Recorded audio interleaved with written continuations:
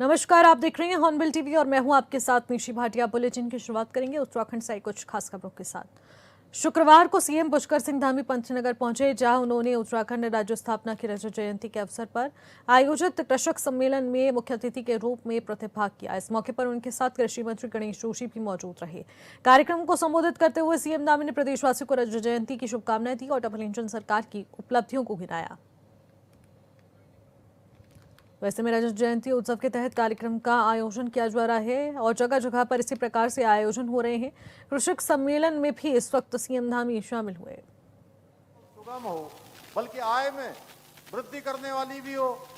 आज देश भर के 11 करोड़ किसानों को प्रधानमंत्री किसान सम्मान निधि योजना के माध्यम से आर्थिक सहायता प्रदान की जा रही है, जिसके अंतर्गत उत्तराखंड के भी लगभग 9 लाख के करीब अन्नदाताओं को ये सहायता राशि प्रदान की जा रही है। आज जहां एक और सभी प्रमुख फसलों पर न्यूनतम मूल्य में अभूतपूर्व वृद्धि कर किसानों को उनकी फसल का उचित मूल्य प्रदान किया जा रहा है, वहीं प्रधानमंत्री फसल बीमा योजना के माध्यम से किसानों को प्राकृतिक आपदाओं, फसल रोगों और कीटों से होने वाले नुकसानों के लिए सुरक्षा कवच प्रदान किया जा रहा है। इतना ही नहीं, मृदा स्वास्थ्य कार्ड योजना के तहत मिट्टी की वैज्ञानिक जांच कर किसानों को पोषक तत्वों की कमी, आवश्यक उर्वरकों की जानकारी भी दी जा रही है, जिससे उनकी उपज की गुणवत्ता और भूमि की उर्वरता दोनों में सुधार हो रहा है। आदरणीय प्रधानमंत्री जी के मार्गदर्शन में, उनके नेतृत्व में हमारी राज्य सरकार भी प्रदेश के किसानों के उत्थान के लिए समर्पित एवं संकल्पित होकर कार्य कर रही है, निरंतर निर्णय ले रही है।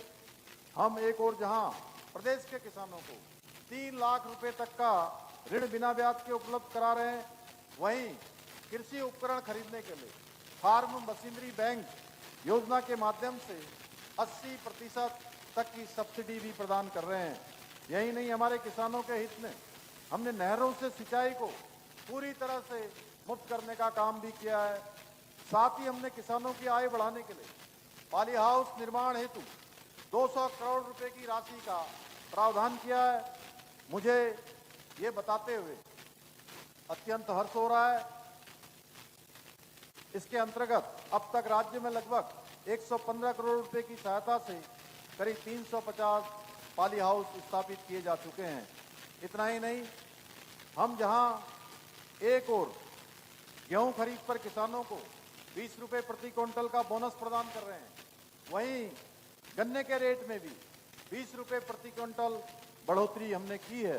इसके अतिरिक्त हमने उत्तराखंड के पहाड़ी क्षेत्रों में वर्षा आधारित खेती को नई ऊंचाइयों पर ले जाने के लिए लगभग 1000 करोड़ रुपए की लागत से Uttarakhand climate responsive rainfed farming project भी स्वीकृत किया है। हमारी सरकार सब्जियों की तरह ही फलों को उत्पादन को बढ़ाने के लिए भी विभिन्न स्तरों पर काम कर रही है, अनेक योजनाओं को आगे कर रही है। हमारी सरकार ने 1200 करोड़ रुपए की लागत से नई सेब नीति, कीवी नीति, स्टेट मिलेट मिशन, और जिसके बारे में अभी कृषि मंत्री जी कह रहे थे, और इसी पूरे हमारे तराई के क्षेत्र में जो ड्रैगन की अपार संभावनाएं हैं, बहुत बड़ा पोटेंशियल इस क्षेत्र में हमारा है, इस ड्रैगन फ्रूट नीति जैसी कई महत्वपूर्ण योजनाओं को लागू किया है। इन नीतियों के तहत बागवानी को प्रोत्साहन देने के लिए किसानों को 80% तक की सब्सिडी प्रदान की जा रही है। यही नहीं, हम किसानों की उपज की गुणवत्ता को बढ़ाने के लिए ग्राइंडिंग सॉर्टिंग यूनिट के निर्माण के लिए भी अनुदान प्रदान कर रहे हैं। प्रदेश में 50 से अधिक मशरूम इकाइयां, 30 से अधिक मौन पालन इकाइयां, 30 गोल्ड चैन इकाइयां, 18 कोल्ड स्टोरेज, 5 सीए स्टोरेज, 128 बड़ी खाद्य प्रसंस्करण इकाइयां, 1030 सूक्ष्म खाद्य उद्यम और 2 मेगा फूड पार्क स्थापित हैं।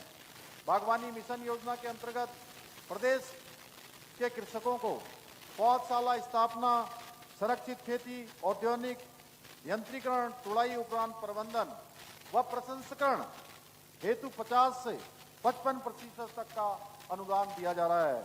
सरकार के प्रयासों से फलों के उत्पादन में 2.5 गुना वृद्धि हुई है, जो पहले 1.82 मीट्रिक टन प्रति हेक्टेयर थी, वह बढ़कर 4.52 मीट्रिक टन हो गई है। मशरूम उत्पादन में आज उत्तराखंड पूरे देश में 5वें स्थान पर है। राज्य गठन के समय जहां मशरूम का उत्पादन मात्र 500 मेट्रिक टन उत्पादन था, वहीं यह बढ़कर आज 27,390 मीट्रिक टन हो गया है। इसी प्रकार शहद उत्पादन भी हमारा राज्य देश में 8वें स्थान पर पहुंचा है और अब 3,320 मीट्रिक टन शहद का उत्पादन किया जा रहा है। बागवानी के समग्र विकास हेतु जापान सहयोगित उत्तराखंड एकीकृत औद्योगिक विकास परियोजना के तहत 526 करोड़ रुपए की ब्राह्मण सहायतित परियोजना टेहरी, उत्तरकाशी, नैनीताल और पिथौरागढ़ जनपदों में लागू की जा रही है।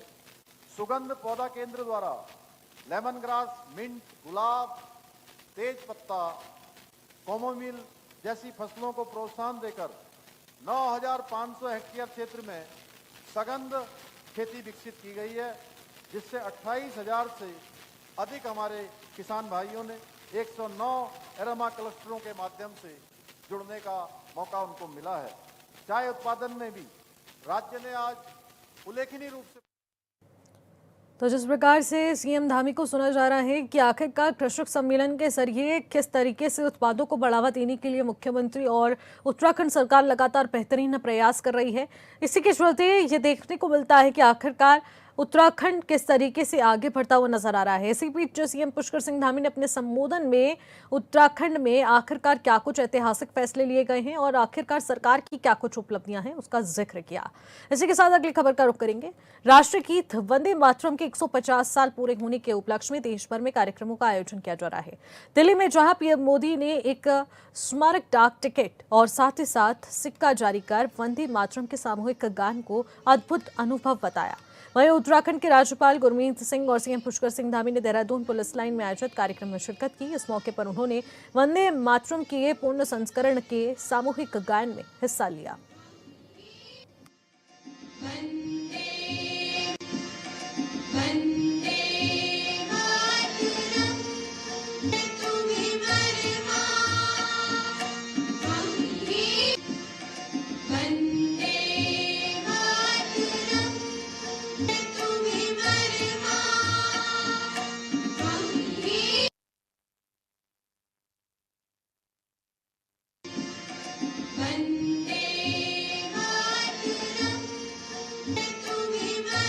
जयंती उत्सव के तहत प्रदेश में लगातार कार्यक्रमों का आयोजन किया जा रहा है। इसी क्रम में शुक्रवार को पुलिस लाइन में जयंती रैतिक परेड का आयोजन किया गया, जिसमें राज्यपाल गुरमीत सिंह और मुख्यमंत्री पुष्कर सिंह धामी ने प्रतिभाग किया। वहीं समारोह में डीजीपी दीपम सेठ ने कहा कि वर्दी केवल अधिकार का प्रतीक नहीं है, आस्था, सेवा और उदारतीनता का भी प्रतीक है। उसके बाद सीएम धामी ने राज्य आंदोलनकारियों और शहीद जवानों को नमन भी किया। उन्होंने कहा कि अटल जी ने उत्तराखंड राज्य का सपना साकार किया है। उत्तराखंड का 25 साल का सफर पूरी तरह से शानदार रहा है और राज्य के विकास के लिए काम भी बहुत किए गए हैं। साथ ही सीएम ने कई घोषणा करते हुए कहा कि साइबर अपराधों पर अंकुश लगाने के लिए साइबर कोऑर्डिनेशन केंद्र की स्थापना की जाएगी और इससे ड्रग फ्री देवभूमि हेतु एंटी नारकोटिक्स टास्क फोर्स और का विस्तार किया जाएगा। उत्तराखंड पुलिस की दृढ़ इच्छा शक्ति, आतंकवाद विरोधी दस्ता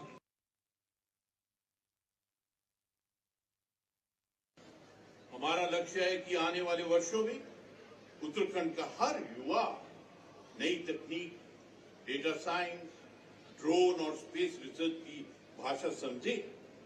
प्रदेश में स्टार्टअप इनोवेशन हब और डिजिटल इंफ्रास्ट्रक्चर का विस्तार इस दिशा में हमारी प्राथमिकता है।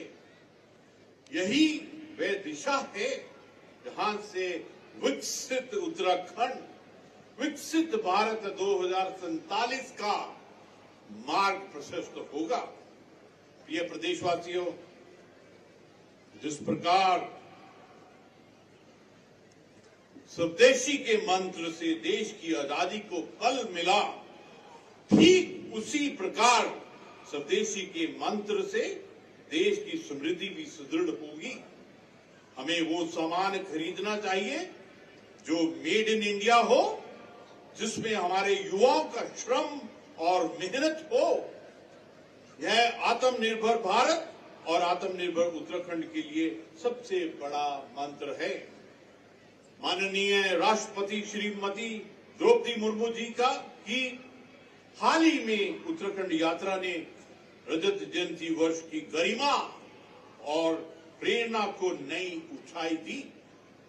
उनके सानिध्य और आशीर्वाद ने प्रदेशवासियों के हृदय में नई ऊर्जा और उत्साह का संचार किया। यह हमारे लिए गर्व और सौभाग्य का विषय है कि रजत जयंती उत्सव के इस वर्ष हमारे देश के यशस्वी प्रधानमंत्री श्री नरेंद्र मोदी जी का सानिध्य और मार्गदर्शन प्राप्त हो रहा है, जो निश्चित ही राज्य के विकास के संकल्पों को नई दिशा और गति प्रदान करेगा। आदरणीय प्रधानमंत्री जी ने बाबा केदार के प्रांगण से कहा था कि 21वीं सदी का तीसरा दशक उत्तराखंड का दशक है। यह उत्तराखंड के प्रति उनके विश्वास और अपेक्षाओं की अभिव्यक्ति है। हम सबको मिलकर उस विश्वास को साकार करना है। इस अवसर पर मैं विशेष रूप से राज्य के युवाओं से कहना चाहता हूं, आप ही उत्तराखंड के वर्तमान और भविष्य हैं। आपके सपने ही इस राज्य की दिशा तय करेंगे। आपको तकनीक, नवाचार, स्टार्टअप, खेल, संस्कृति और सेवा हर क्षेत्र में नेतृत्व करना है। भाइयों बहनों, आज आदरणीय प्रधानमंत्री श्री नरेंद्र मोदी जी के प्रेरणा से, उनके सहयोग और मार्गदर्शन में हमारी सरकार राज्य आंदोलनकारियों के सम्मान और उनके सपनों को साकार करने के लिए कृत संकल्पित होकर कार्य कर रही है। पिछले करीब 4.5 वर्षों में हमारे प्रदेश ने जो उल्लेखनीय उपलब्धियां हासिल की हैं, वो इसका साक्षात प्रमाण है। आज हमारे प्रदेश ने किसानों की आय में वृद्धि करने में देश भर में प्रथम स्थान प्राप्त किया है। हमारी कंपाउंड एनुअल ग्रोथ रेट 12.69% रही है, जो राष्ट्रीय औसत से 4 गुना अधिक है। साथ ही आज हमारा राज्य युवाओं को रोजगार देने के अवसर उपलब्ध कराने में देश का अग्रणी राज्य बनकर उभरा है। हमने प्रदेश की बेरोजगारी दर में 4.4% की कमी लाकर राष्ट्रीय औसत को भी पीछे छोड़ने का काम किया है।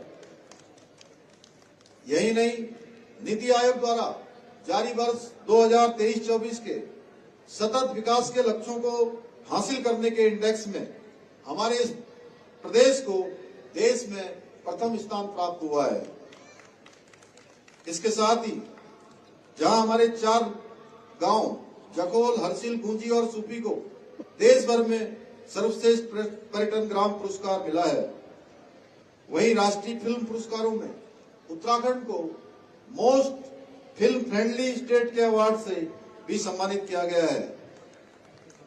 भाइयों बहनों, हमारी सरकार राज्य के समग्र विकास के साथ साथ अपने सांस्कृतिक मूल्य और डेमोग्राफी को सुरक्षित रखने हेतु भी पूर्ण रूप से संकल्पबद्ध है।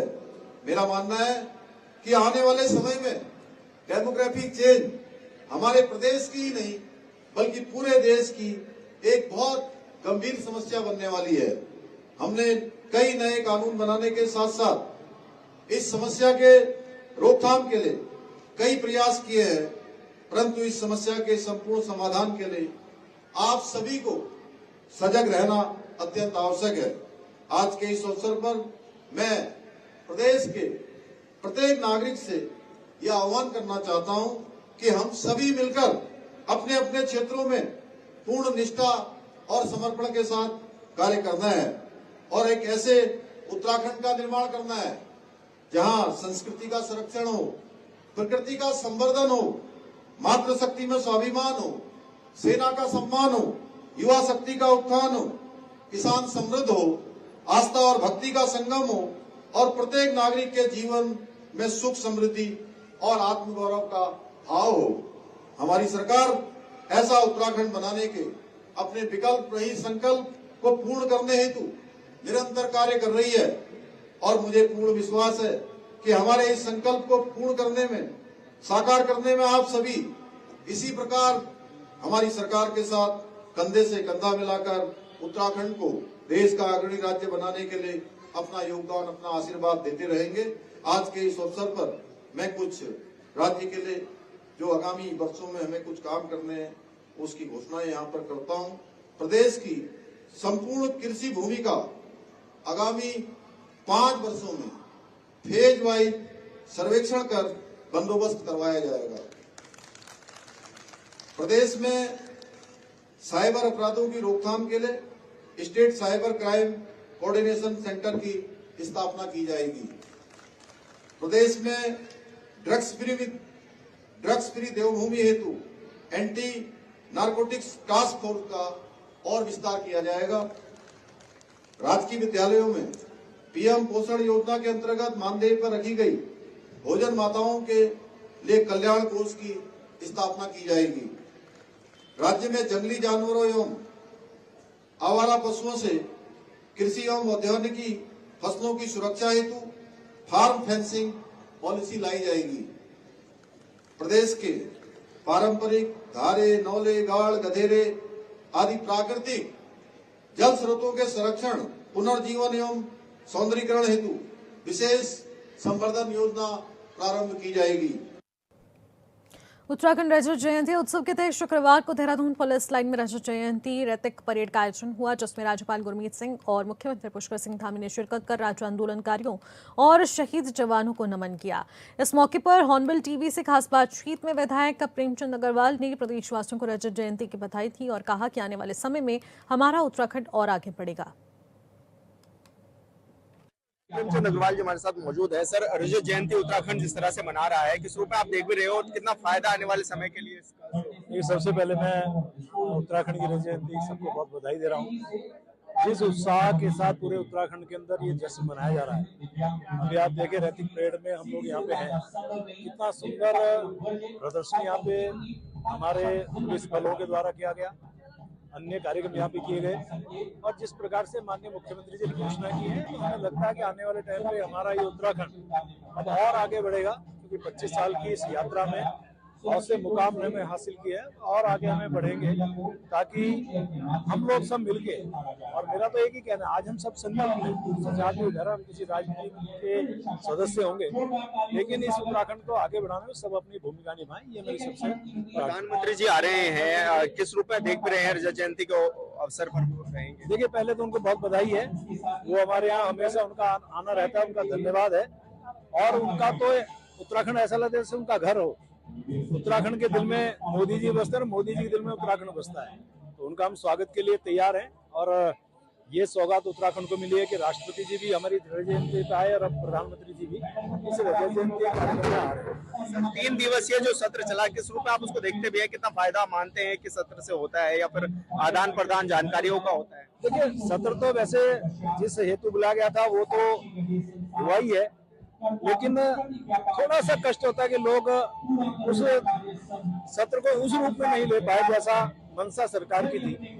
यानी कि सरकार किसी की भी रही हो, इस 25 साल में हमने क्या पाया और हमें क्या करना है, हमें उस पर ध्यान दे के अपनी बात कहनी थी। लेकिन कुछ लोगों ने कुछ तरह की बातें की हैं, ये उनका विषय हो सकता है, लेकिन फिर भी मैं सबसे प्रार्थना कर रहा हूँ, आइए सब मिलकर उस उत्तराखंड के विकास में। धन्यवाद सर, हमसे बातचीत करने के लिए, ऑनबिल टीवी से बातचीत करने के लिए प्रेमचंद अग्रवाल जो हमारे साथ थे, जो कि बता रहे थे कि रजत जयंती के अवसर पर किस तरह के कार्य भी किए जा रहे हैं। ऑनबिल टीवी के लिए देहरादून से विशाल कर। खबरों में आगे बढ़ेंगे। चमोली में उत्तराखंड विधानसभा अध्यक्ष ऋतु खनूरी भूषण के नेतृत्व में वंदे मातरम गीत के 150 वर्ष पूरे होने पर ऐतिहासिक अवसर पर भव्य प्रभात फेरी का आयोजन किया गया। इस प्रभात फेरी में स्थानीय जनता, कॉलेज और स्कूल के छात्र छात्राओं सहित जनप्रतिनिधियों ने उत्साहपूर्वक भाग लिया है और राष्ट्रभक्ति से ओतप्रोत जयघोषों से पूरा गैरसैंण गुंजयमान हो गया। तो वहीं विधानसभा अध्यक्ष ने कहा कि वंदे मातरम केवल एक गीत नहीं बल्कि भारत माता के सम्मान, स्वाभिमान और एकता का शाश्वत मंत्र है, जिससे स्वतंत्रता संग्राम में करोड़ों भारतीयों के भीतर देशभक्ति की भावना जगाई। साथ ही उन्होंने युवाओं से मातृभूमि के प्रति समर्पण और कर्तव्य भावना को जीवन में आत्मसात करने का आह्वान किया।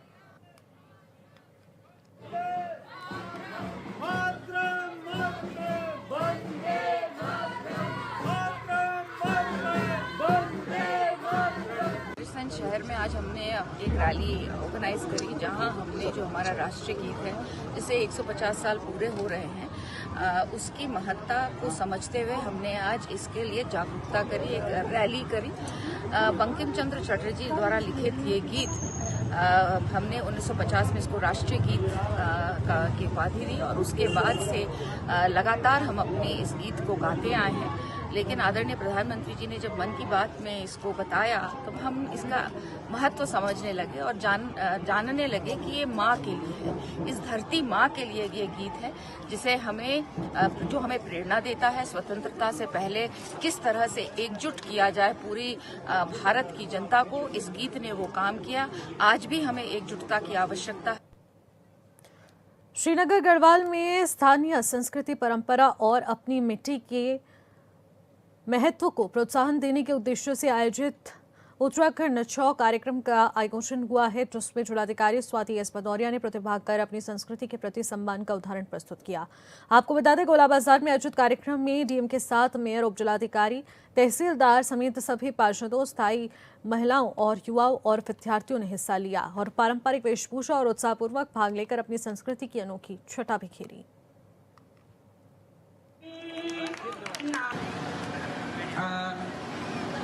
आप अपनी और ये कार्यक्रम फिलहाल इस बुलेटिन में इतना ही। आप देखते रहिएगा हॉर्नबिल टीवी। नमस्कार।